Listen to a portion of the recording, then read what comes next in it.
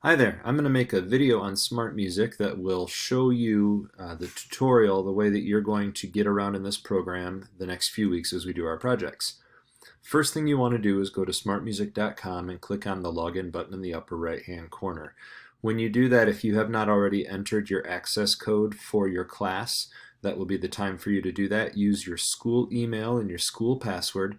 And if you don't know your access code, you can go back to the Echo Agenda and it will have that on that page for you. You will have two choices of either the new Smart Music or Classic Smart Music. You want to go to the new Smart Music, and then when you do that, it will allow you to enter your email if you haven't already done so. And the page that comes up will have any assignments that are due. In the case of the 5th through 8th grade, you will have one assignment, and in the high school you will have two show up, but you're only responsible for one. You pick one of the two pieces and make that decision. Let me tell you a little bit about how this program works. In the right-hand corner in the bottom, you will see a box that has different options for you. Method books would be like your book 1 and your book 2 for 5th and 6th grade, the Foundations for Superior Performance book that you'd use in 7th and 8th and even into high school. Over here in the yellow box or greenish box, band and orchestra, this would be where you can look up different titles of band music, maybe things that you've played before or things that you've heard other people play, or if you just want to get curious and look around and see what types of music you can do, that would be where you'd look. Those of you that like to learn solos, right below that, this is a great place for you to look up solos for your instrument, and you can look up small ensembles, so duets and trios, that would be there. Over here in jazz improvisation, those of you that are in jazz, that might be kind of fun for you as well. So you can mess around with that. The other way that you can get to that is up here in your upper right hand corner for home. If you click on the box and then go to find music, it will have the same idea, just a little bit bigger, more pictures. Same way to find those titles. Clicking on your home button again brings you back to your assignments. So I'm going to go ahead and click on one of these assignments right now. It's going to ask me to pick the instrument that I want. So if I played clarinet 1, I would pick clarinet 1. And depending on how quick your internet is, mine isn't very fast, it'll download for you. And then it gives you your instructions. And it says here, don't worry, we know that sometimes the microphone doesn't pick up every note. Mr. Reese and I will make adjustments if there are mistakes. So don't worry about it. If you know you did it right and the computer says you didn't, we'll go ahead and fix that for you. And then it pulls up your piece of music. So this particular song, this is one of the more advanced songs, so this would be like on a high school level clarinet piece. In this particular song, I've got some options. I can click on this green button, which will play the music for me. It's got the whole band's recording along with my own part. It will also have a metronome clicking off the speed. So up here, I can adjust how loud or soft the metronome is, or I can turn it off by clicking on that button. Here, I can click my part on or off, and the accompaniment I can make loud or soft, and I can click that on and off. Now you notice that my part is clicked off at this moment, and that's because when you submit your recording, you're not allowed to have your part playing with you. But if you want to listen to your part, you can click on that, and then now the record button has the warning sign letting you know that you won't be able to actually make a submittable recording. You can still record for fun just to check, but you won't be able to submit that recording. Over here are the tempo settings, so I can make it go slower or faster based on what I want it to do. If I find a part that's hard, I can slow down and practice it that way. This is my tuner, so before I play, you'll want to check with the tuner and see if you are in tune. And this right here refers to the count off, how many beats of count off you'll get. There's also the capability to set up a loop, so if I wanted to practice a section of music, I could click off the area that I wanted it to loop on, and it would go back and forth between those spots.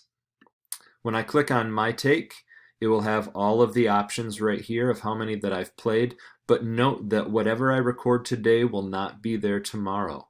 So make sure that you don't expect that tomorrow you can log in and submit the recording from the previous day. I recommend that you practice the music without clicking on the assignment first. So if you go back to your home page, you can type in the song. This first piece here is called Canticum. So if I type in Canticum, it will pull that song up for me right now. and I will just click on open. I'll select the part that I want. It will download that for me.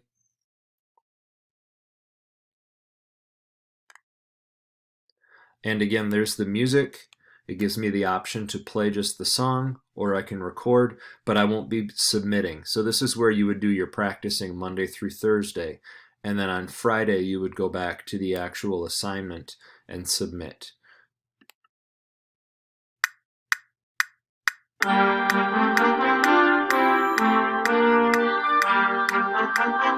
So that's just an example of what it will do for your program. Now, percussionists, you don't have all of the instruments at home with you. So what I would like you to do is to either pick the mallet percussion part or take the percussion one parts and do the snare drum line on a drum pad.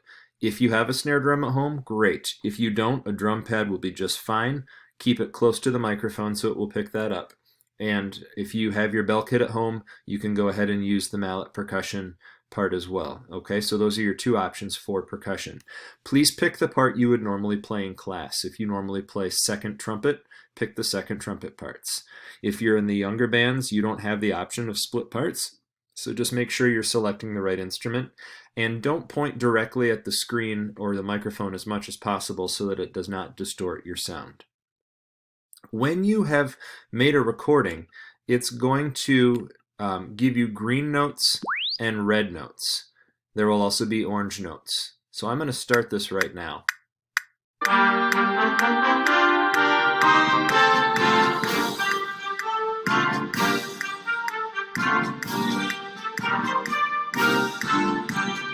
Now you know I did not play that piece, and it's showing some of the notes as being correct, and that's because I changed the settings on this so it would pick up some of these notes. So you see in the upper right hand corner I had 5% correct.